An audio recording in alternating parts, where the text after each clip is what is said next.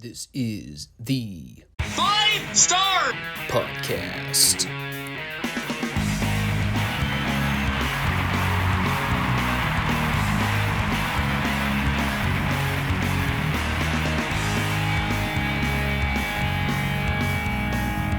Let me talk to you.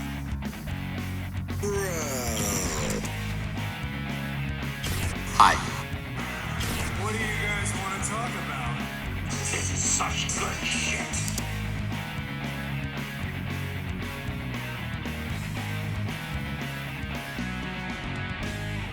Thanks, guys. Back to you. It's still hard to believe we're in the new year now. And every time I look at the dates for all these retro shows we're doing, I'm reminded, oh yeah, it's January. It's usually how I react on the first every year. When everyone's blowing off fireworks in their front yard, I'm lying in bed going, yep, it is the 1st of January. Then I fall asleep like 10 minutes later and never think about it again the next day. I guess I'm just wired differently from most people. Holidays just don't mean much to me anymore, you know? Birthdays, same thing.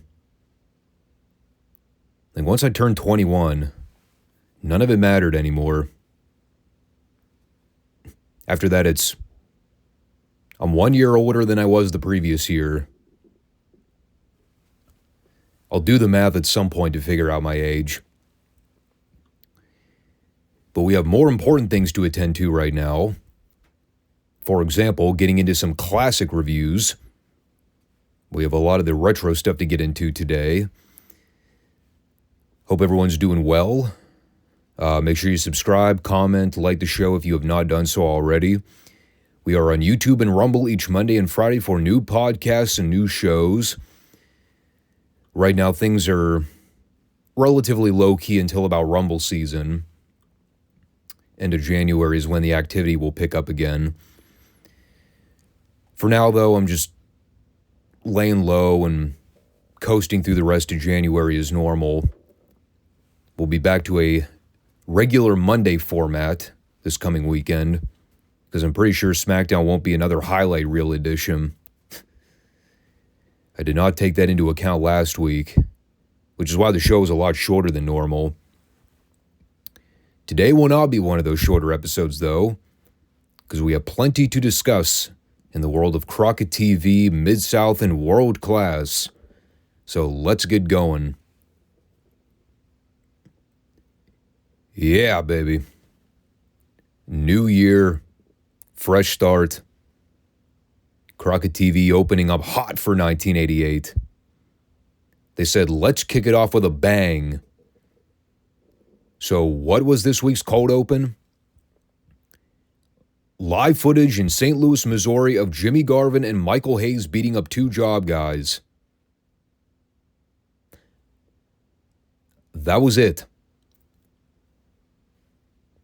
That was how they led into this week's syndicated television taping. It was a very odd choice to start the show. I wasn't really sold on why they began with this, other than them looking for an early excuse to get WCW booted off the air. Because the only audio we hear during this opening pre-tape is Jimmy Garvin screaming, and I quote, these are the first words that we hear at the top of the program, I'm not kidding you. Yeah, Hayes, kick his ass, baby. Get his ass in there.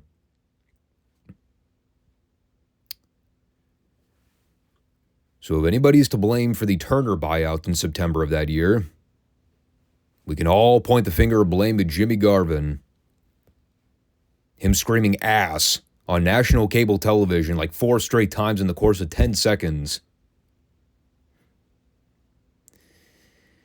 By the way, if anybody keeps wondering why I hated the Jimmy Garvin babyface turn in 1987, case in point, anything he ever did as a freebird. If there's one thing gorgeous Jimmy Garvin was not good at, it was being a badass. Once they flipped him and put him with Hayes, it was all downhill. The best chicken shit heel world class and Crockett Promotions had from like 83 to 86. Now they're booking him like he's Road Warrior Animal. Sucks. So yes, the opening match this week is Michael Hayes and Jimmy Garvin versus Alan Martin and James Bradley. JR opened his commentary for 1988 by saying, "Tonight is going to be a dynamite 2 hours of programming." My immediate response was, I hope not. And going off that comment I just made a second ago, I'm like trying to think of the best way to describe this without breaking everything down. But Hayes and Garvin worked this match exactly like a Legion of Doom match. There were two problems, though. Number one, the match went like 7 months and was boring as fuck. And number two, more aptly put, Michael Hayes and Jimmy Garvin, I regret to inform you, they were not Road Warrior Hawk and or Animal. Shocking revelation, I know. It was mind-numbingly boring. Hayes and Garvin just beat and beat and beat on these guys forever. Crowd was deader than a graveyard the whole time. My favorite moment in this match, the moment Bradley tags in to try to help out his partner, he gets like 2 clean shots in on Jimmy, and then Road Warrior Garvin says, "All right, enough of that." And he immediately starts no-selling him and takes him down. I was like, seriously, dude? You couldn't let the guy get one move in on you? I'm slowly getting more fed up with Jimmy Garvin as the weeks go by. God, and we haven't even gotten to 1989, 1990 levels of ridiculousness. This is only slightly annoying, Jimmy Garvin. They won with the world's worst spine buster. That's all I have to say about it. Hideously dull, went for an hour, nobody cared. Then we went to ringside for a Dr. Death promo. This did not help to brighten the mood. And I like Steve Williams. I was always a fan. But, you can only hear one man say, so many times during a promo before you tune it out. Cough, cough, Dave Meltzer. He said he was going to win the Bunkhouse Stampede Finals in New York City. It's pretty much all I got out of it. That, and he's still mad at Barry Windham for some reason. The most impressive thing here was Steve's graphic t-shirt. Somebody actually drew a portrait sketch of Steve's head. It's very accurate. So from there, we come back for a Hayes Garvin interview with David Crockett. And I will say up front, it was eons better than the match these guys just wrestled a minute ago. But now they set up the story. They've had their ongoing issues with the Horsemen on TV. So we cut to footage of Ric Flair and Jimmy Garvin having a title match. I presume it was part of the Sunday syndicated programming. And at this stage in the match, Garvin's completely blown up and can barely move. So they do the ref bump spot where Flair press slams Garvin onto Tommy Young from a pinning position. Flair inadvertently drops an elbow on Young's back for extra measure, so he's basically unconscious. And that leaves time for Tully to hit the ring and try to run interference on behalf of Flair. They had Precious get involved by jumping on Tully's back. So as Tully tried to wind up and punch her, Michael Hayes comes in the back door to take him out. And at this point, there's like a million different things going on. Double A gets involved. Lex Luger gets involved and runs off Arn. Jimmy Garvin gets in there and starts swinging chairs around like a deranged animal. And eventually Tommy Young just throws out the match. But the takeaway from it was that Garvin and Hayes were pissed off that the heels tried to put their hands on Precious, even though she voluntarily jumped on Tully's back and put herself in harm's way. But that seems to be the direction they're taking everything here. They won a tag title shot against Tully and Arn. And, Hayes wrapped it up nicely by calling out the Horsemen, saying they haven't been able to complete any of their mission plans without Luger's reinforcement. So that kind of opens up the door for Hayes and Garvin to take out Tully and Arn. And after Hayes gets finished with Flair, he's going to take everything from him. His money, his cars, his suits,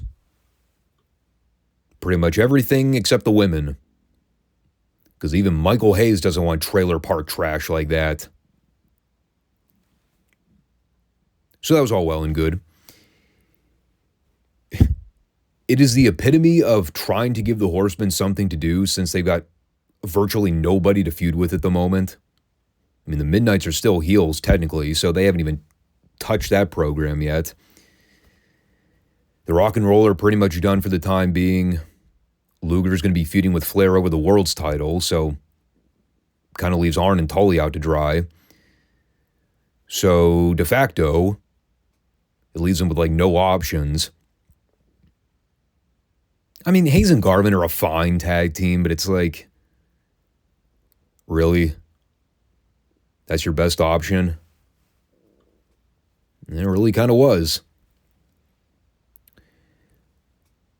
So then we come back for Lex Luger versus Keith Steinborn. God, watching a Lex Luger match from 1987, it's like the perfect archetype for intersexual dynamics. You watch the way they panned all the girls in the crowd whenever Luger takes the robe off, revealing his Greek god-like physique. All the girls are fawning over him. Like they're biting their lips, showing all the signs of what real authentic arousal looks like. And for all the dudes out there that want to know what real feminine interest looks like, go watch the girls' reaction to Lex Luger. It is a scientific model in and of itself. For those of you married men out there wondering, why am I not getting laid? Well, look more like Lex Luger did. It'll help. So Luger won with the rack in about a minute. Pretty much all there is to say about that. Keith Steinborn still looks like a baked potato with arms and legs. Nothing has changed with him since the last time I saw him. Also, Lex Luger is still incredibly awkward at cutting promos. It was not as bad as some of his recent ones from '87. It was more so one of those rambling run-ons where he's kind of talking in circles for a while and you're expecting him to get to a point, but then he just keeps talking and talking and talking and talking and talking, and eventually you just kind of tune him out. He brought up a lot of the mistakes he made while trusting the Horsemen throughout '87. Called out Arn for coming on television a few weeks back and insulting Luger for not having his head in the game, saying he was focused too much on movies and TV commercials and Hollywood aspirations. But Luger's objective now is to take out all the Horsemen one at a time, beginning with Arn, the first one to run his mouth on Luger behind his back. And there was also something in here about Luger promising to play dirty if it calls for it. He said, "If the Horsemen want to wrestle, I will wrestle. If they want to fight, I'll fight. And if they want to get down and dirty, I will get down and dirty with them." Kinky. I did not think the total package was into that kind of quirky stuff. But hey, he spent all those months hanging out with Ric Flair. He probably learned a thing or two about sex toys. And then we had Dick Murdoch versus Jason Walker in the greatest squash of all time. Mostly because of the involvement of Jim Ross during this match. As you may know, in addition to him going as Captain Redneck, Murdoch has also been referring to himself as the bounty hunter on TV, vowing to end the career of Dusty Rhodes. Ever since the Murdoch alignment with the Russians back in '87, he's been a crazed lunatic, going after Dusty and trying to take him out at every turn. It's basically an ongoing storyline for like the last 8 months. But this is so great. Murdoch's in there just dissecting this poor jabroni. Like at one point early on, they brawl out to the floor and he ends up tipping over the announce desk. Tony and JR are trying to play keep away while still being pros and calling the ring action. And I think it was the second time they fought out to the floor. Murdoch ends up grabbing JR's microphone cord so he can wrap it around Walker's throat to choke him. Finally, he lets go, and Murdoch gets in the ring to break the 10 count. Meanwhile, they keep the cameras on the job guy. And Jim Ross, the highlight of the entire show, seeing that his microphone cord is still wrapped around Walker's neck while he's literally gasping for air, what does he do? He reaches out to untangle the cord, and then he picks his microphone back up. While Murdoch is still beating the shit out of him. I laughed so hard watching this. Jim Ross is literally watching this guy get mutilated right in front of him. But goddamn it, gotta get my microphone back. I must call this. Amazing. I also dug the part here where they had the close-up of Murdoch pinning Walker in the corner. And as he's berating the fans and telling him to shut up, you just see this huge wad of spit fly out of Murdoch's mouth. Of course, it lands directly on Walker's face. He legitimately hacked a loogie on this poor guy. Oh, this is awesome. I was so sad when it was over. I may have to go back and rewatch this one again. Dick Murdoch was the best. I could literally watch that guy destroy job guys all day and never get bored. We need a Dick Murdoch in today's business. Who's the closest we have? Somebody comprise a list, and we'll try to agree on a number one. Equally entertaining as Dick Murdoch matches, Dick Murdoch promos.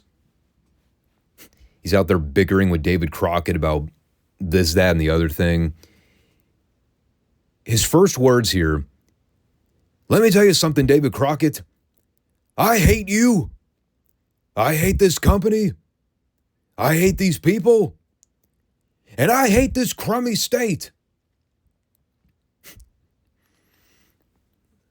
What a fucking dirtbag. He says it takes a lot to get him to leave his home state of Texas. But with that $50 or that $50,000 check he received in the mail to obviously eliminate Dusty Rhodes from the sport of wrestling, it is enough to send him across the country to get the job done. Same goes for Ronnie Garvin. Apparently there was an extra $25K that came in for Dick Murdoch to take out Ronnie as well. Says he's a slightly better athlete, slightly better wrestler, and a whole lot better fighter than Ronnie is. So he knows he can take him out for good. And then he got all sideways with Dr. Death, making fun of his football team and trying to tear down the great state of Oklahoma, which I'm sure JR loved. And again, keep in mind, David Crockett the entire time, he's trying to interject and get under Murdoch's skin, telling him, "You can't do it. You can't take out Dusty." And Murdoch's just getting more and more fed up as the promo keeps going. God, I thought he was going to sucker punch David at one point. That would have been legendary. Finally, he ends by thanking David, and he storms off. And David looks at the camera and goes, "Talk is cheap." 5-star segment. They should have devoted the entire first hour to Captain Redneck. Just let him go out there and beat up 50 job guys in a row and then cut promos on the fans. That'd have been great. Would have been better than Eddie Gilbert wrestling Steve Atkinson for 10 minutes. Not that it was bad, it was just long and less entertaining than the Dick Murdoch squash.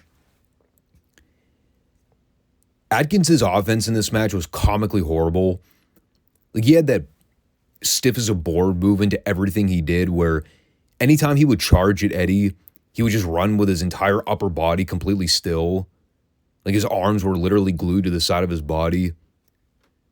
Then he would go to throw a drop kick and he would just look like a fish out of water. Like, you could tell he only wrestled maybe 1 or 2 matches prior to this. No idea what he was doing out there. But Eddie gave him a little bit to work with. Did him more favors than Jimmy Garvin did in that opening match. But Eddie eventually won with a stun gun. It's weird how Terry Taylor's completely vanished from this show and there's like no mention of him. Like, he was never there. We all remember he and Eddie were attached at the hip throughout the fall of '87. Now that Taylor finally dropped the UWF TV title to Nikita at Starrcade, the whole unification title match they did, like, he's just gone. On his way to getting ruined in the WWF with the Red Rooster gimmick. Meanwhile, Eddie Gilbert's just aimlessly floating around, doing some singles matches. But you could tell they have no idea what to do with him creatively. And again, it's just more of that UWF talent holdover that they brought in, just had no game plan for, so they're on the roster, but what are they doing? Mostly squash matches. Oh, they eventually figured it out with some people. Take Kevin Sullivan in the Varsity Club, for example. Probably one of the few times I could claim I relatively enjoyed Sullivan's work. I did not enjoy this promo, though. Just more of the same when it comes to the Game Master, Taskmaster, whatever you want to call him. It's a lot of empty words and meaningless psychobabble. He mentioned something about a wheel, something about reality versus dreams. Said that the reality he lives in is harsh and cruel. And then he mentioned a story about 8 guys getting locked in a cubicle in Singapore and only one man leaving the fight alive. I have no idea. I'm just reporting on what I heard. He said that when you look into his eyes, you see nothing but tombstones. I said, when I look at my notes for your promos, I keep asking, what the hell did I just listen to? David Crockett's right, though. He is an odd one. So then we had the Midnight Express versus Mike Jackson and Cody Starr. No relation. Christ almighty, if I had the body of Cody Starr, I'd have starved myself for an entire year. I'm trying to think about this in my head. If Manny Fernandez gave up working out, that is exactly what Cody Starr looked like. His entire upper body is just rolls of fat. Like, even the double singlet couldn't hide any of it. He looked like a Mexican Pillsbury doughboy. And the ironic thing was, he wasn't even the worst worker in this match. Oh, poor Mike Jackson. He had a horrible night. He's in there doing spots with Beautiful Bobby early on. I mean, these guys have had, I don't know how many countless matches together over the years. Normally their shit looks good together. For whatever reason, though, the chemistry was way off this week. Poor Mike goes to try to do a leaping crossbody from the middle rope. And he runs across the ring. He jumps up. Tries to rotate his body. So lips on the turnbuckle pad. Completely eats shit.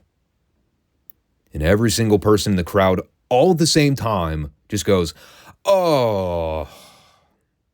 Like everybody knew the guy fucked up. Now, they did get back on track. Jackson hit a couple nice arm drag takeovers on Bobby. And they got the people back into it. Eventually, Cody Starr rolled his way in there and got beat up for a while. A little bit of heat on him until Jackson made the short comeback at the end. And the heels eventually took control after Starr got in again. God, at this point, Starr was completely blown up. He looked like he was legitimately having heart palpitations out there. And then Stan hit the worst clothesline of all time on Starr. Tagged in Beautiful Bobby for the rocket launcher finish. It was easily one of the worst midnight squashes I think I've ever seen. It was at this moment where I actually wrote down, Bobby Fulton and Tommy Rogers cannot show up soon enough. If there was ever a going through the motions midnight match, this was it. And like, I can't even really say they were unmotivated, but they just had nothing to work with. And bear in mind, they're still the U.S. Tag Team Champions. We're now coming up on a full year of them holding those belts since they held that tournament. They've completely hit a brick wall. No suitable challengers. Which again, I think accounts for why they end up working singles matches for like the next 2 or 3 months. More on that later. And then after that, we came back for a Midnight's promo with David. Pretty straightforward stuff. JC kind of laid the groundwork for what Bobby and Stan are going to be doing for the time being. Said that Stan's got his eyes set on Nikita and the TV title. Stan also vowed he would like to flush Nikita back to Russia. He was also very descriptive on how to use a plunger. Getting very technical with explaining what a plunger was designed to do. Most notably, cleaning up muck. And while Cornette was talking about Bobby going after Dusty in the U.S. title, he also took the time to bury all the blue-collar workers in the world, saying that for 16 years, Dusty's been the man of the common man. Or he's been the spokesperson for the common man, I guess I should say. But all that changes when Bobby takes the U.S. title from Dusty, and they prove that the middle-class working man is filled with nothing but empty promises. It was good heel stuff. And again, this is all kind of new territory we're going to be exploring with the Midnights in the NWA. Primarily, everything we've seen from them up to this point has been mostly tag matches. And like occasionally we would see a Bobby or a Stan or even a Dennis when he was still there. Yeah, they might go like a week or two where they were out there working singles matches. But it was never part of like a big singles program or anything. It was just usually a squash. Now they're actually venturing into giving Bobby and Stan a lot of these higher profile singles championship programs. Working with a lot of the top guys in the company. And it makes sense because Dusty knew how great of workers they were. He felt confident putting them in those positions. Even as they're still carrying the U.S. tag straps. Because again, Dusty wanted them to have belts. That's why they were created in the first place. So it counts for something. When you're a proven commodity to the business like the Midnights were, these are the real career-defining moments for them. Shows they're capable of doing more than just tag matches. And this all predates when Flair was working with Bobby for the world title about a year later. Keep that in mind. So then we go back to the ring for a Larry Zbyszko squash. And he's wrestling my main man, Lee fucking Peak. He's back. I miss that guy. Lee Peak.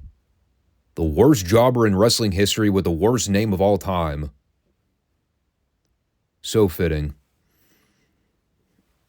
Perfect opponent for Larry, too. He just wiped the floor with him.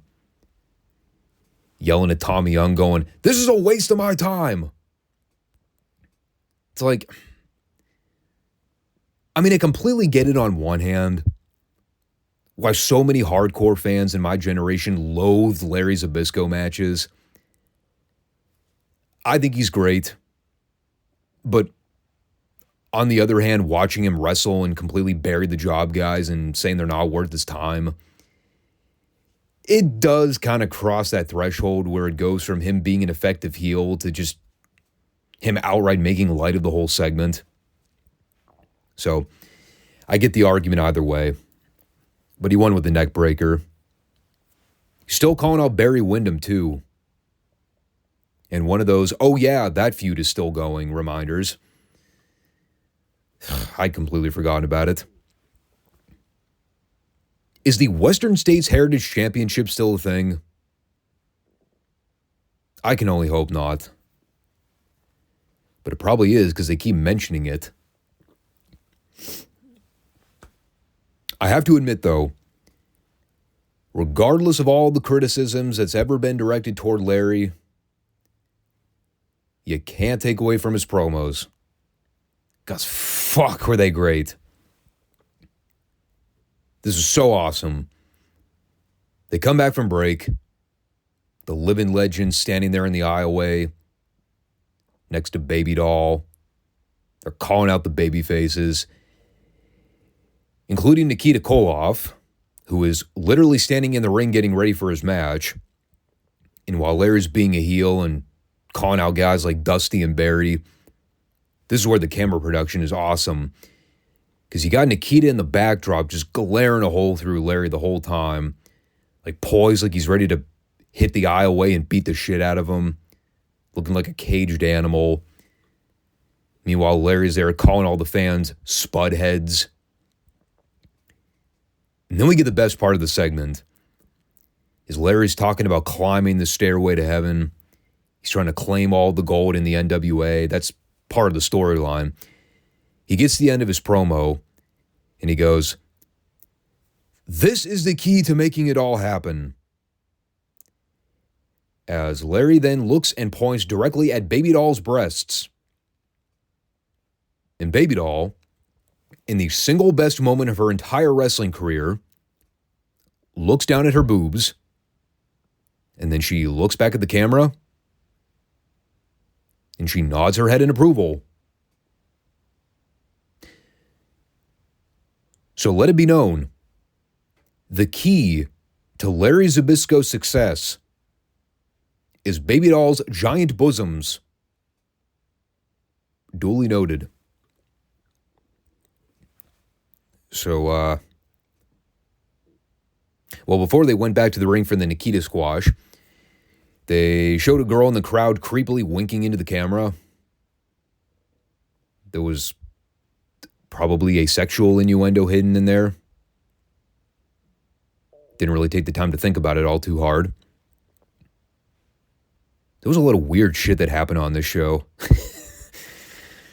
So, I didn't even write down who Nikita wrestled. It was a job guy, but I don't know. He won with the sickle. Then we came back to ringside where Ric Flair was molesting one of the female photographers. Not joking. He grabbed her and pulled her in so he could let the people know that this is what the symbol of excellence is all about. Beautiful women. And far be it for me to judge the looks of said female in this case. Flair and I may have entirely different preferences, I find it incredibly difficult to see the beauty in a woman that looks exactly like Steven Tyler if he had a sex change.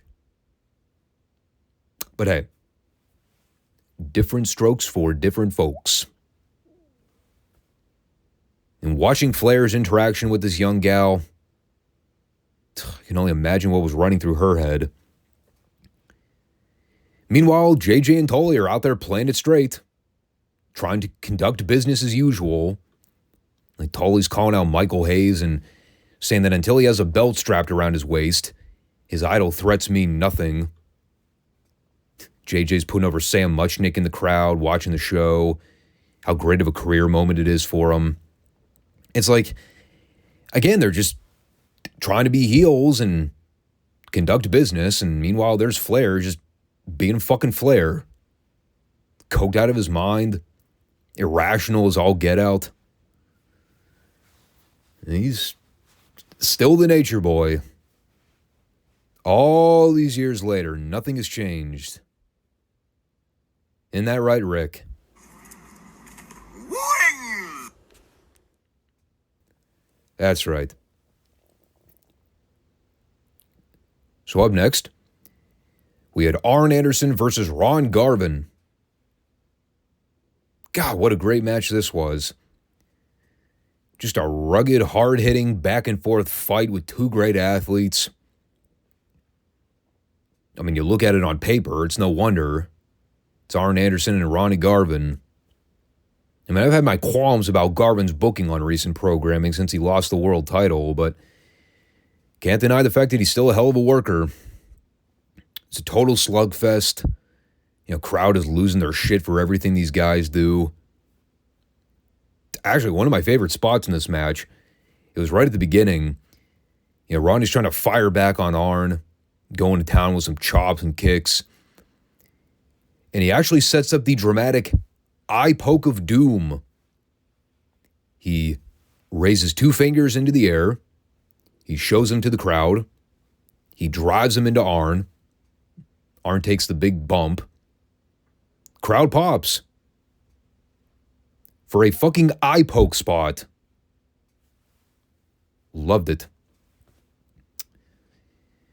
Somebody else got that reaction in recent years. Who was that? Was it MJF? I think he did an eye poke spot on AEW television and got a big pop.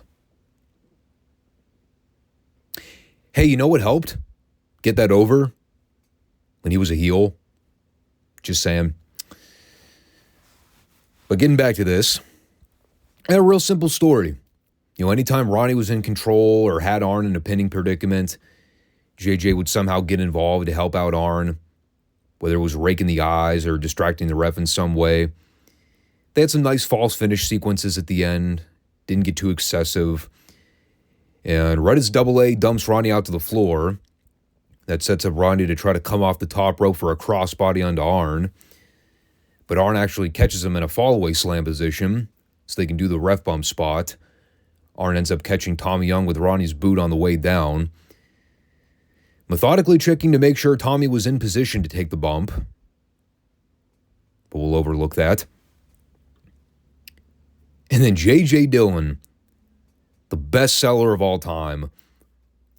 He tries to get in the ring to go after Ronnie after he knocks out Arn with a punch. And Ronnie catches him in the act.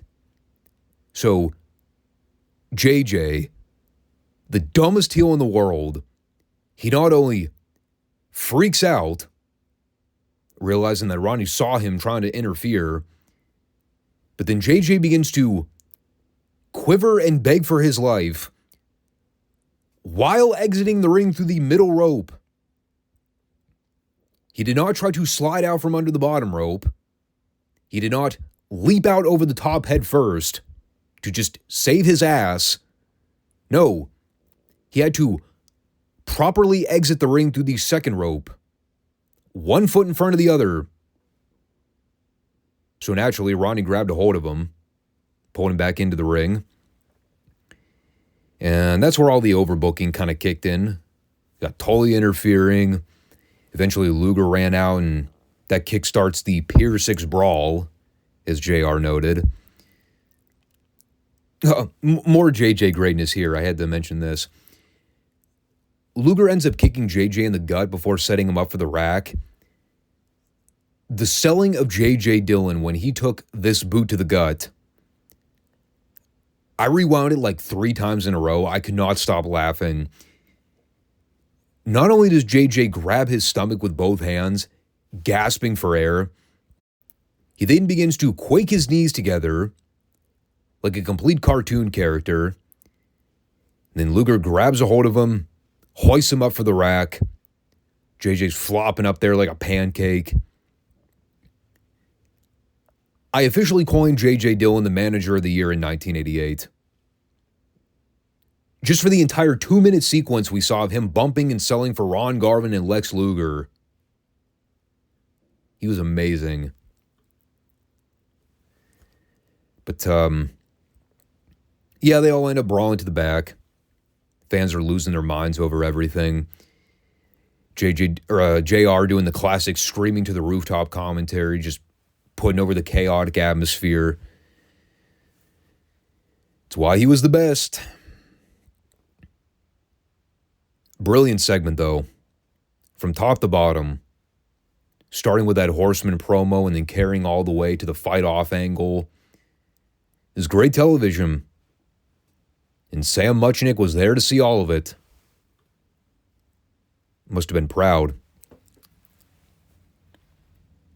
And then for our little encore presentation, and what I believe was the first time we've actually seen the NWA 6-Man World Championships defended on TV, probably since Dusty and Road Warriors won the damn things like 8 years ago.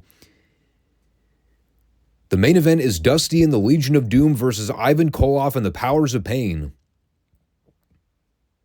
This is now the second week in a row that Dusty's worked a TV match on the Superstation. Last week it was against the Midnights, and this week it was against the remnants of the Paul Jones Army, if we're still even calling it that at this point. And, well, it's all part of a larger picture, obviously. It was mainly designed to get over the POP-LOD feud, even though things didn't really work out as intended with that program, as we'll see when we approach the 88 Bash Tour. At this stage, though, Warlord and the Barbarian are pretty much going all in with the Road Warrior knockoff gimmick. They got the matching apparel. They're working exactly like Hawk and Animal work. Minimal selling. A lot of big power moves, the whole 9 yards. Again, a concept feud that sounded good in theory. In execution, probably left a lot to be desired. I'm actually of the opinion that doing big guy versus big guy hoss fights are not entirely bad ideas. I get why some people are opposed to it because it's the argument of having to watch both powerhouses no-sell each other's offense, which kind of kills the mystique of the gimmicks. But when you have the right set of opponents to make that program work, it does have a tendency to get over. There are a lot of wrestling fans out there that like the big guy versus big guy matchup, especially if the talents themselves are massively over. With that said, though, this was just one of those rare misfires where they tried it with the Powers of Pain and the Road Warriors, and it didn't click. And again, we'll talk about the Bash Tour stuff later on, why the whole feud was pretty much dropped. Even at this point, though, it's one of the first times we're seeing the Road Warriors and the POP work together. It just doesn't look that good offensively. The chemistry isn't there. They're not really in the right position to do anything. Like at one point in this match, Animal nearly dropped Barbarian on his head trying to give him a body slam. There was a spot at one point where Animal tried to press slam Hawk into the Warlord to take him down. That looked clumsy as all get out. I don't know, just the wrong set of guys to do this with. Meanwhile, you got poor Ivan and Dusty there, just mostly standing around as background noise. I mean, they went off air before there was a finish, so they didn't do a belt switch or anything. I think they do one later on, but can't remember when that would be. I know the whole bench press challenge is coming up relatively soon, and that sort of launched the feud into the next gear, but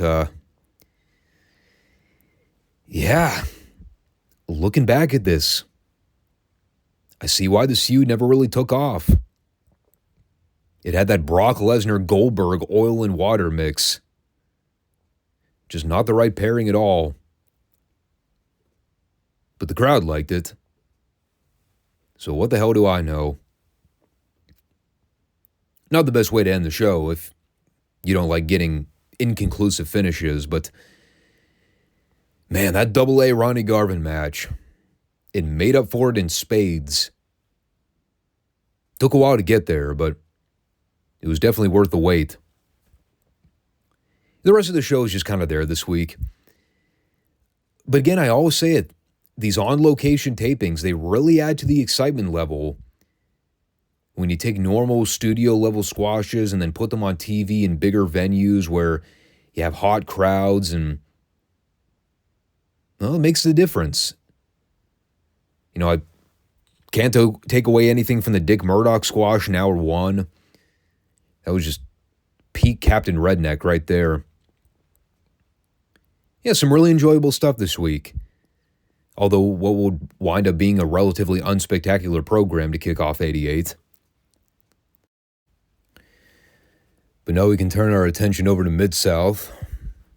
We've finally reached my favorite period of Mid-South television, beginning in 1983 through the end of 1984. And a lot of stuff happened in just that short 2-year window. I think, well, you'll always hear differing opinions depending on who you ask, but I always thought the 83 to 85 period was peak Mid-South wrestling. I mean, there was so much star power that came through the territory during that time. I mean, the weekly episodic television was always on point. You had hot angles, great TV matches, great promos up and down the card. Everybody on the show had a purpose and a reason to be there. Yeah, it's like every time I go back and think of clips or all-time great Mid-South moments, I always reflect back to around this time. It was one of the first things I delved into when I finally got the WWE Network subscription and they started uploading all the classic content. Like as soon as that Mid-South library started filtering in, I immediately started binge-watching everything. And I think I started right at the beginning of 83. So this is going to be a fun segment on the Friday shows going forward. I mean, I've already enjoyed the addition of the Mid-South Review series to the channel. Probably the best decision I've ever made. I mean, it may not garner the same traffic it did when I was hate-watching AEW for the last 3 years. But it's definitely a better use of my time. So, here we go. Let's get into Mid-South Wrestling. January 1st, 1983. What wound up being a recap show from 1982. But hey, what are you going to do? It's the new year. It's the time of the season where people are usually on vacation or spending time with family. I mean, if you're going to run wrestling 52 weeks out of the year, you may as well throw the boys a bone somewhere. So as we open up this week's television programming, Bill Watts is flying solo, filling in for Boyd Pierce, who was also on vacation. And he runs down the format for the show, promising it's going to be a best-of highlight reel for Mid-South in 1982. And a lot of this footage we've already covered. I won't spend copious hours touching on every little minute detail of video footage. I mean, I can only comment on the same Kamala vignette so many times before I can almost recite the whole thing verbatim. I mean, we've now seen that exact footage aired on Mid-South and World Class at least a combined total of 15 times. I believe we've also covered the 6-man tag match from the Sam Houston Coliseum, going back to early October. Again, though, just for record's sake, let me name you the 6 individuals that were a part of this thing. And, you try and sell me on the idea that there will ever be this level of star power in the wrestling business ever again. Here were the men involved in this match. It's Tully Blanchard, Gino Hernandez, and Killer Khan versus Mil Mascaras, the Junkyard Dog, and Andre the Giant. And despite all my prior criticisms about Killer Khan in the past, he's still a relatively big name in the industry. I also read the other day, apparently he just passed away at the age of, 75? 76? I think it was pretty sudden, too. Some kind of heart failure. We were covering a lot of his work on those Dallas shows from '84. He was right in the middle of the Von Erich Freebird feud with Devastation Inc. over the summer, early fall season.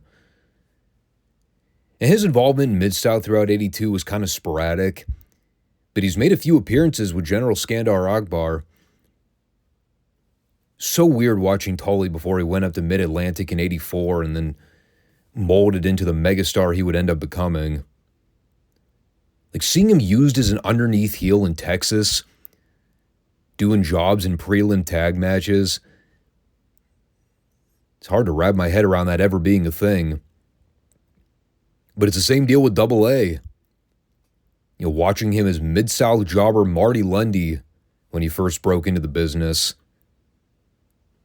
But it's a cool thing when you go back and look at these territorial breakdowns, seeing the roots from where a lot of these guys sprouted from later on in their careers. 2 of the biggest household draws, biggest names in the entire history of Crockett Promotions, Tully and Arn, just shy a few years prior to the Four Horsemen. Here they were wrestling down in the South as prelim guys doing jobs. It's amazing what difference 3 years makes. So then we shift gears back to Shreveport. I joked here in my notes. According to this program, apparently the entire history of Mid-South Wrestling did not exist before October of 1982. It's supposed to be a recap show of Mid-South from everything that happened last year. Yet not a single thing on this program predated October. Well, to be fair, if we had gone back and actually started reviewing Mid-South from the beginning of '82, I'd probably find it difficult to uncover many highlights. Not to say the shows were horrible, but you're only going to get so much value out of watching Bob Roop as the top heel for several months. In any case, we take things back to the fairgrounds at the Irish McNeil Boys Club, and it's the special Carnival Day, as all the young kids are hanging out at the fairgrounds. And we should all remember this like it was yesterday. One of my very early Mid-South memories I could recall offhand. The night we all got duped by Hacksaw Duggan in the gorilla outfit. Someone who we all thought was just an ordinary worker getting paid to dress up in the gorilla costume and hang out for entertainment purposes. Turns out it was a ruse. Because on the exact same night that they hosted this little event at the Irish McNeil Boys Club, sure enough, it's the same night they booked the Loser Leaves Mid-South Tag Title match with Ted DiBiase and Matt Bourne versus Mr. Olympia and JYD. Now, if you remember, Hacksaw Duggan was originally supposed to be DiBiase's partner in that match. But Bill Watson had let us know that he was detained by law enforcement earlier in the day, apparently getting into a scuffle with people outside the building. Kayfabe. So Matt Bourne had been flown in to wrestle that night, figuring Duggan was not going to be at the building, much less be able to compete. Boy, were we wrong. And God, we've seen this footage time and time again. We all know what happens. It breaks down with all four guys. It's a no DQ tag match anyway, so rules and regulations are pretty much out the window. And while there's all this pandemonium happening in the ring, we see the Gorilla run around ringside to body slam Olympia on the concrete, getting that classic Bill Watts sound drop. What's that Gorilla doing? And it is revealed the Gorilla was Hacksaw Duggan all along. And he hits the ring to deck JYD with a spear, and then DiBiase crawls over and covers Dog for the 3 count. And that forces the stipulation that Dog was banned from Mid-South for 90 days. In addition to the tag title change we got. However, that's not the end of the story. Because a week after the Dog was barred from the territory, a new face arrived in Mid-South. And of course, we all know his name, Stagger Lee. As we get that epic visual of Pee Wee Randy Anderson and Alfred Neely holding up the S. Lee as Stagger Lee banner. God, Randy Anderson standing there looking like a fucking Holocaust victim. No muscle tone, no body definition. Just a skinny, frail little man. That's all he always was, though. And of course, he would go on later to have a very successful career as a referee. And again, the whole gag to the story is we're never let in on the fact that Stagger Lee is obviously JYD under the hood. But, I mean, everybody and their mother knows what's going on, including the commentators. But it's so beautifully played. As DiBiase and the rest of the Rat Pack have been trying for months on TV to reveal that Stagger Lee is the Dog. And every single time they try to reveal it's the case, they somehow get thwarted in their efforts. And again, the logic behind this is that if the heels can prove that Stagger Lee is JYD, then Dog will be suspended for an entire year for Mid-South. You know, taking into account he would be breaking the contractual terms of the previous tag match. It's all been perfectly laid out. And then, of course, Stagger goes on to beat DiBiase for the North American Heavyweight Championship, which Bill Watts explained here, although they didn't cover the footage of it. And meanwhile, Hacksaw Duggan's got problems of his own when it comes to Mr. USA Tony Atlas. We all saw the push-up challenge contest that Duggan laid out to Atlas on TV in early November. They had already aired the footage of Mr. USA setting the bench press record, but Duggan thought Atlas was nothing more than all show, no go. So to test his athletic prowess, he went on TV to challenge Atlas to do 20 push-ups, which Atlas did flawlessly, obviously. And then when Atlas tried to get cute by doing one-arm push-ups to throw it back in Duggan's face, Duggan attacked him, and then it kind of set that feud into motion.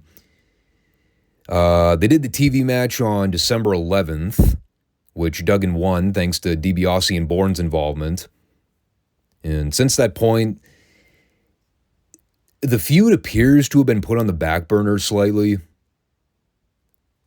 It's kind of unfortunate that once you get past the reality of the angles and everything that actually led up to the match, you know, at the point you finally see them wrestle, you kind of wish they would go back to doing the push-up contests again. I mean, it is what it is. Tony Atlas was never renowned for being a great athlete in the wrestling business. Like, he could get away with masking a lot of his inadequacies just because of where he was and the name power attached to it. But, yeah, the one thing you'll never hear me say about Tony Atlas matches are that they're visually appealing, to put it mildly. So then Watts turned things over to Mr. Wrestling 2, another name that's kind of blown up in the Mid-South region throughout 82. And again, following along in the Wrestling 2 timeline, he's been dealing with a mystery stalker as of late. Someone's been going around defaming Wrestling 2's apparel, and he's trying to get to the bottom of who it is. Now, 2 weeks ago, we'd been given plenty of indication to believe that it was Kamala and General Skandar Akbar that were the assailants. And remember, too, Kamala's been going around collecting masks from all the job guys he's been beating. So, by proxy of elimination, who else would it be, right? So we go to the December 18th edition of Mid-South TV, where Wrestling 2 had tried to confront the General to get some answers. And when Akbar tried to blow him off, Wrestling 2 started getting physical, which prompted Kamala and Friday to come out and help. And things did not go well for Wrestling 2, as he ends up going after Friday's mask. He gets blindsided and laid out by Kamala with a big splash, and they had worked that into an injury angle, because factoring in that same night, there was a second Loser Leaves Mid-South tag match with DiBiase and Bourne versus Wrestling 2 and Stagger Lee. And because Wrestling 2 wasn't able to compete in storyline, Mr. Olympia had stepped up to take his place in that match. And the logic for there was Olympia had already run out to make the save for Wrestling 2 with Stagger Lee during the heat angle. So it all made sense.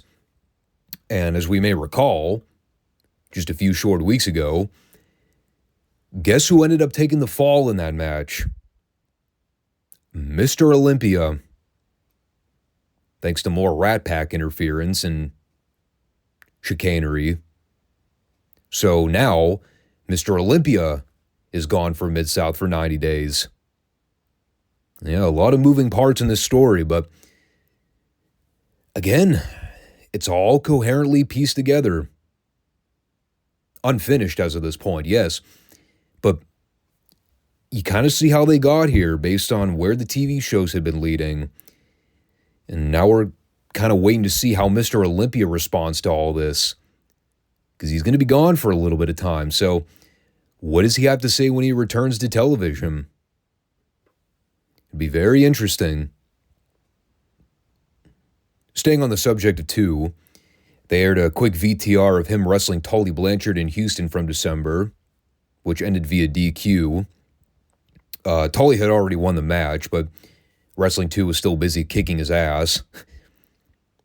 I don't remember what Paul Bosch said, something about 2 laying his hands on the ref or something. I mean, it made more sense than him getting disqualified for kicking too much ass, which is a classic rotten finish in wrestling. And at this stage, Tully's a bloody mess. 2 keeps challenging him to come into the ring and fight him, but Tully keeps bailing out. And finally, I think Tully just throws his arms up and says, "Fuck this," and he walks out. I mean, it was a cool video. I don't really know what the point of it was. I presume Watts threw it in there just to make sure we all remember that Wrestling 2 is a badass. I mean, the previous highlight footage didn't really do the greatest job showcasing that, since he was getting beat up in a lot of it. But it's kind of all there was to say about that one. And then we had more Houston footage involving a 6-man. A lot of the previous names I just mentioned were involved. And this was a pretty interesting little story they had here. It is a 2 out of 3 falls 6-man tag. It's the entire Rat Pack of Duggan, DiBiase, and Bourne going up against Stagger Lee, Tony Atlas, and Chavo Sr. And we get to the first fall in the match. Gorgeous Gino Hernandez hits the ring, and he blindsides Chavo with a chair, takes him out, which allows the heels to score the pin and go up 1-0. So as they're getting ready to ring the bell to start the second fall, they explain that Chavo was taken out of the match, leaving the babyfaces with an opportunity to pick a replacement third partner. And that winds up being Wrestling 2. So, cool little idea. I actually remember Bill Watts talking about this very match on Mid-South TV too, because DiBiase was out doing the interview with him, claiming that he had unmasked Stagger Lee in Houston, but the cameras were not able to capture it due to equipment malfunction. Turns out the footage they were referring to was this match. You know, and Bill Watts gave that subtle little nod and wink at the camera when explaining it. They lost the video feed. Pee-hee. Yeah. Lost. Cut the feed. Same deal. But, I mean, there really wasn't much of the match here because it was just mostly the Chavo Gino angle, and everything else was everybody kind of standing around and milking tags. But again, man, a lot of name power in that match. Just makes you think back to this time, and you see all the past legends and all the future stars. This was the era to be a huge wrestling fan. But it was a fun way to end the program. You know, I liked it. I always enjoy recap shows, even if it doesn't leave us with a whole lot to talk about, since we're basically treading old ground.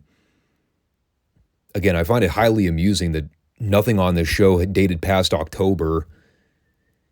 Wasn't much of a year-in review special, but yeah, it is what it is. At least it keeps with the format of everything we've been talking about thus far in the review series. And it left us with a lot of nice cliffhangers for new and exciting material to come. 83 is going to be a fun year to go back and delve into. Can't wait to go back and explore the tape library again. So, as we begin World Class for the year 1985, this will be the first week of the Christmas Star Wars tapings from Reunion Arena. Just thinking about it.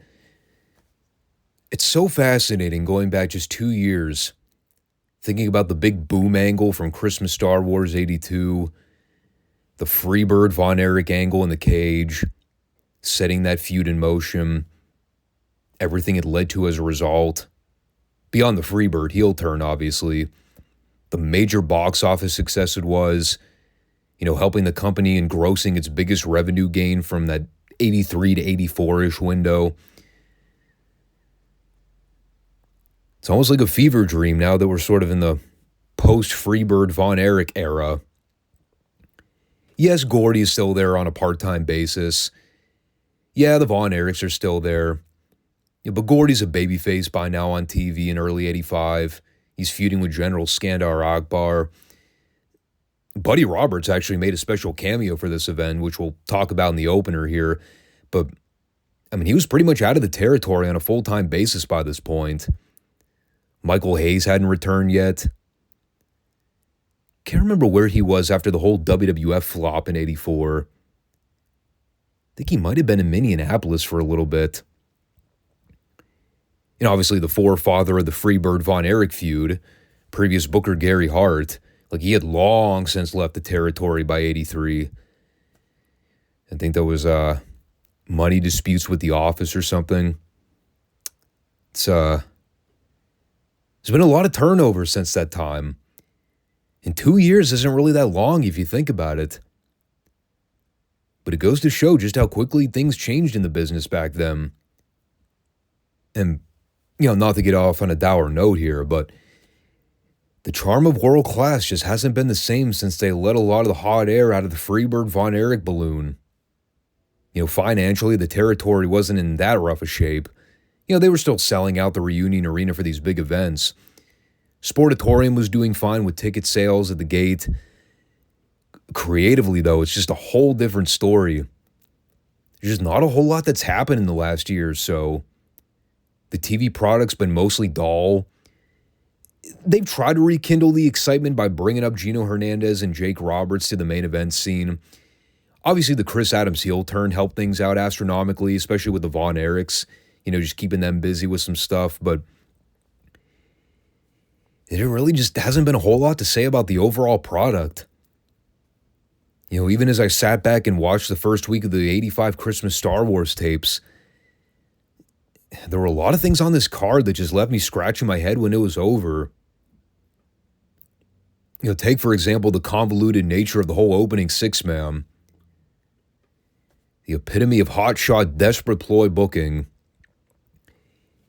It is a six-man elimination, loser leaves the territory match, a completely random stipulation match on the surface. But wait until you hear the participants involved in this thing.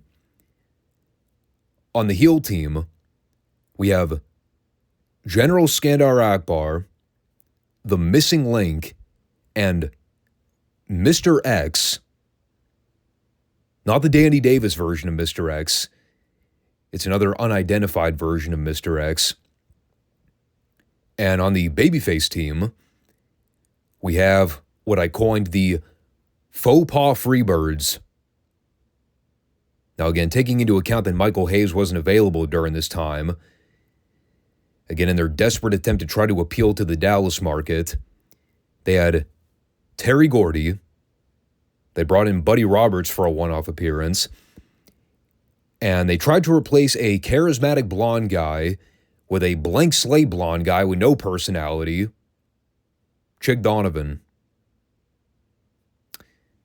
And did I mention, this is a loser leaves world-class match, which wound up being plural because it was not a loser leaves world-class match. It was a losers leave world-class match.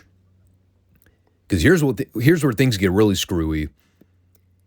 And Mark Lorenz tried to explain this during the rundown, but I don't think he was ever entirely clear, probably because he had no idea what was going on. But apparently it is not a situation where the losing team has to leave world class if they're eliminated. But anybody on the opposing teams that are eliminated, they all have to leave the territory. Okay. Seems a little bit odd. So basically what you're saying is, you can be on the winning team, but if you yourself get eliminated at any point in the match, whether you're pinned, counted out, doesn't matter, you're still fucked, basically. Because you would still have to leave the territory. How exactly does one celebrate? Well, as it turns out, watching the match unfold, it appears that nobody knew what the fuck was going on in this thing. By the way, I need to mention this as well.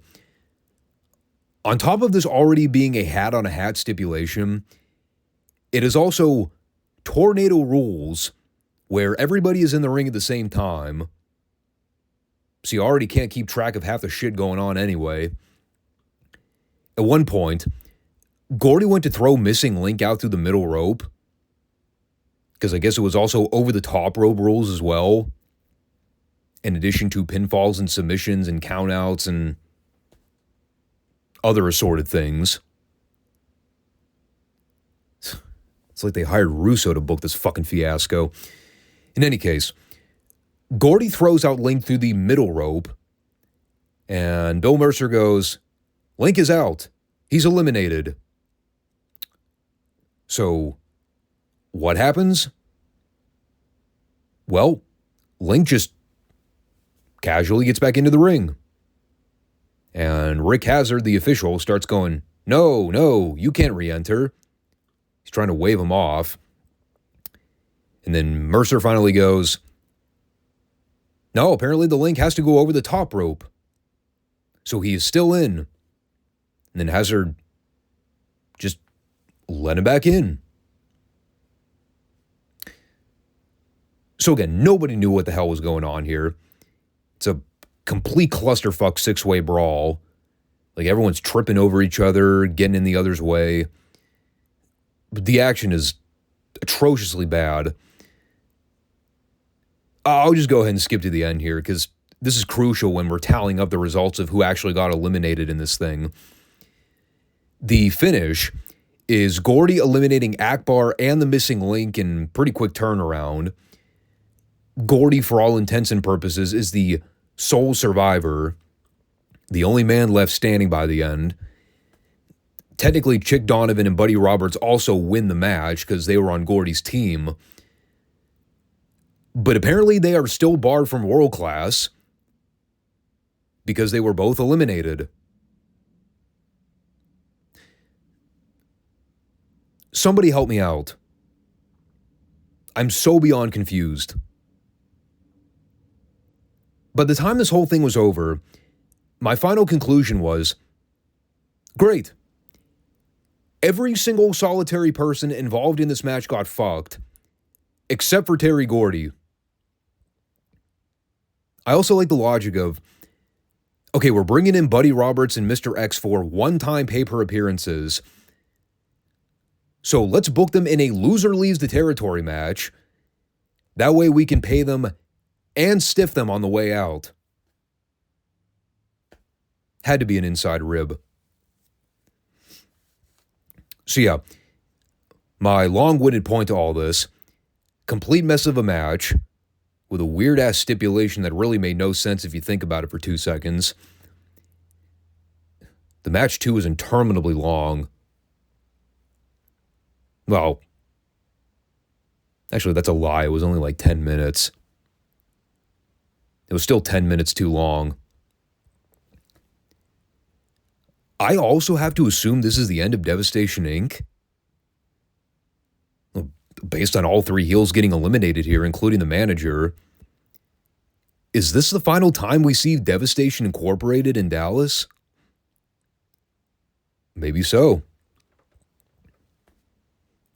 Talk about heel stables that have long since overstayed their welcome. I was kind of over that group once King Kong Bundy left the territory like 2 years ago. It's amazing to think that group's been around that long, but hey, you gotta give the Von Erichs something to do, right? So then we come back for the NWA World Heavyweight title match. The rematch from Texas Stadium back in May of the previous year. A lot of high stakes for this one. I believe what they explained would be Kerry Von Erich's last shot at the world's title. And, well, I'll say one thing before we break everything down here. It is crazy when you think about the timeline of Ric Flair title defenses in just 1985. You really only got the chance to go into depth on the one match he had with Dusty at Starrcade in December, but man, even looking back at January of that same year, you have Flair in Dallas defending against Kerry Von Erich.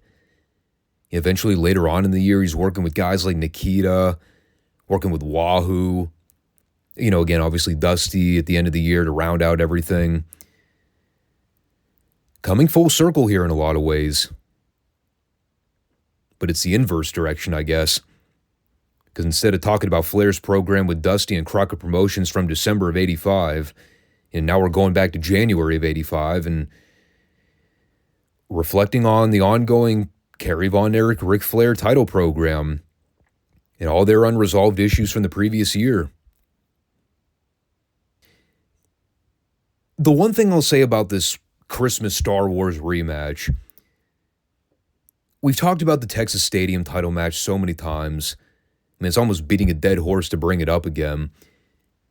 But as I've always said, yeah, that match is more renowned for the finish as opposed to the work rate, to coin the marks. And that's fine. Nothing wrong with it. When you look at a match like this, it's a very prototypical Ric Flair title match. You know, one of those your standard day at the office title defenses where he's just out there doing the Ric Flair match. And Kerry's kind of along for the ride. But there's nothing truly remarkable about anything they're doing. At about 18 minutes and change, it's certainly on the longer side. It's a lot of back and forth, trying to paint it up like they're evenly matched. I mean, the fans are 100% into everything Kerry does. Flair's working the heel roll to perfection. Yeah, they would try to keep things fresh here, especially once they reached the 15-minute mark. You know, Flair was getting desperate, going for underhanded tactics and trying to cheat behind David Manning's back. He actually threw him out to the floor at one point to try to get himself intentionally disqualified, but Manning wasn't having any of that. So they kept the match going. We had double juice, which you kind of expected because it's a fucking Ric Flair match. Of course he's going to bleed. I don't know if the Kerry juice was intentional or not, though. He was bleeding from the stomach area, and honestly, I wasn't entirely sure what even happened.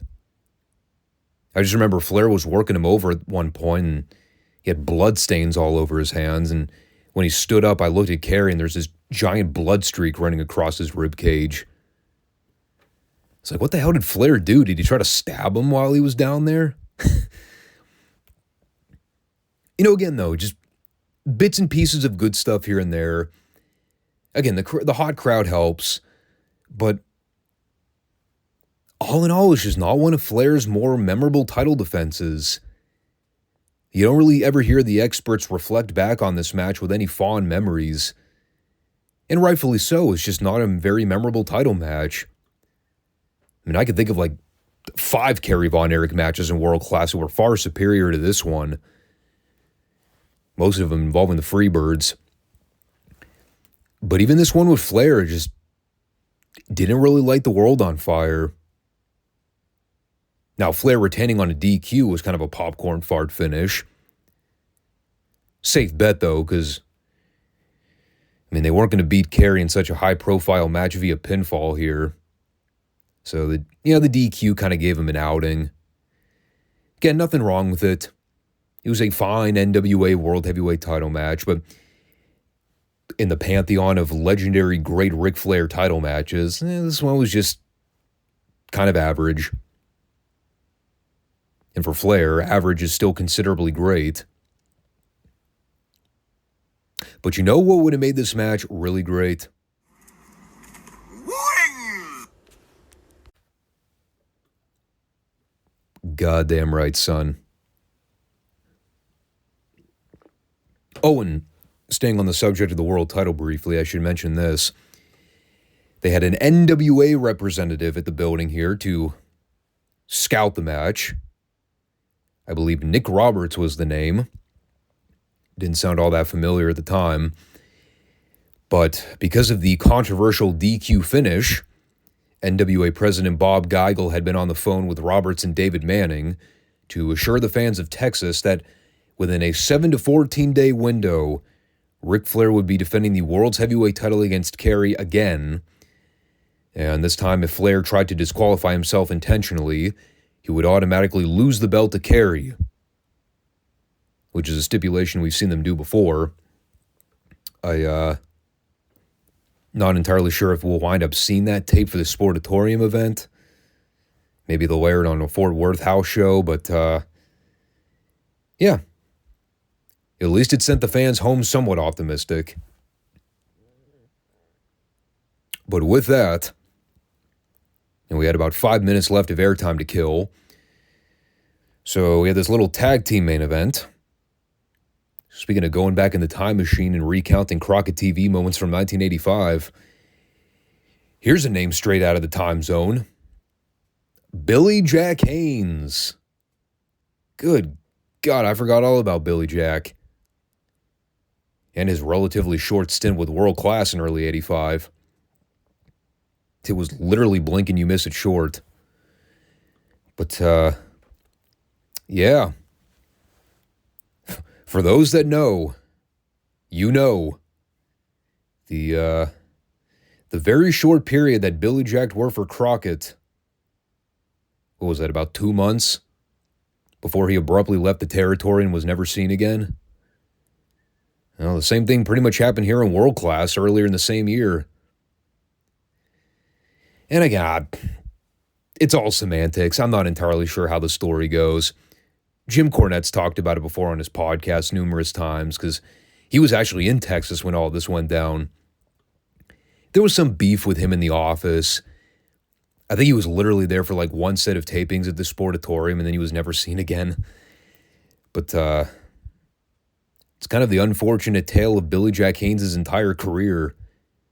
Most of the places he worked for, they were all constant revolving doors of coming and going. Like he was in Florida for a minute, then he's out. He was in Dallas for a cup of coffee, and then he was out. He's in Crockett Promotions for a quick piss, and then he's out. Obviously, we can't forget about the WWF run that lasted a sum total of 45 seconds. Actually, it was more like a year, but you catch my drift. But it was always something with Billy Jack. Bad attitude, physical altercations, refusal to do jobs on his way out the door. Just kind of the typical drama you've heard about with a lot of the boys over the years.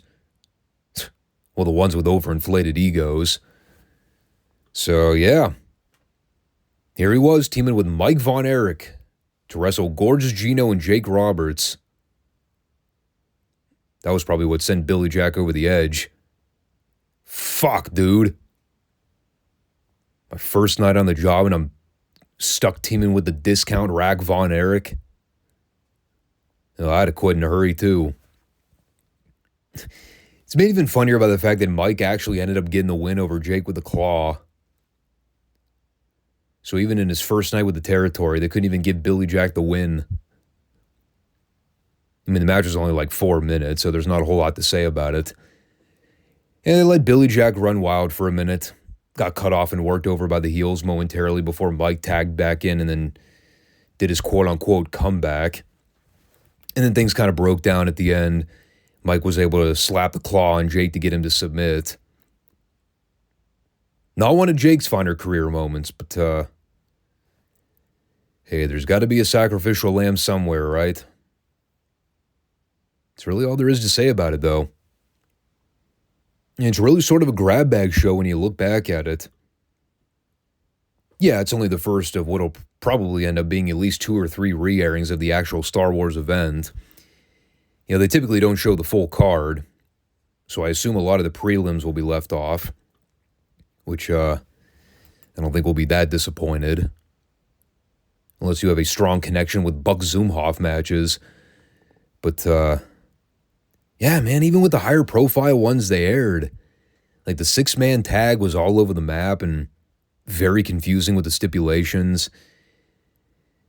Granted, there was plenty of star power in there, but they just weren't really entirely clear on what was even supposed to be happening in that match. Yeah, the Flair Kerry title match was the main selling point here, but like I mentioned, it's really nothing to write home about in the overall package. It's a good, solid world title bout. You know, it worked for the Dallas crowd because they loved everything Kerry did, but couldn't hold a candle to the meaning or impact of the Texas Stadium match. Not even close. You know, the tag match at the end was mostly just a memory trip down the Billy Jack Haynes path. Not for anything good, but just because of how laughable it is. It is kind of sad, too, if you think about it. The guy's had his struggles. What more can you say? All in all, though, like, you can see the gears starting to fall off the wagon a little bit with World Class. Even as early as 85. And the crowds are really the only thing carrying a lot of these shows right now. And unfortunately, even that doesn't last a whole lot longer. Card-wise, talent-wise, yeah, they still got some names. But again, we're in the post-Freebird Von Erich stage now, where the bloom's kind of off the rose with a lot of the booking.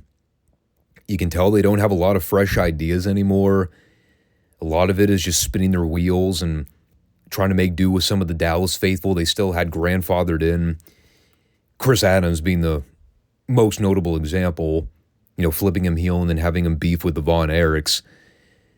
But it's mostly been the story with World Class for the last 7 or 8 months. Everything post David Von Erich. There's been a spark missing.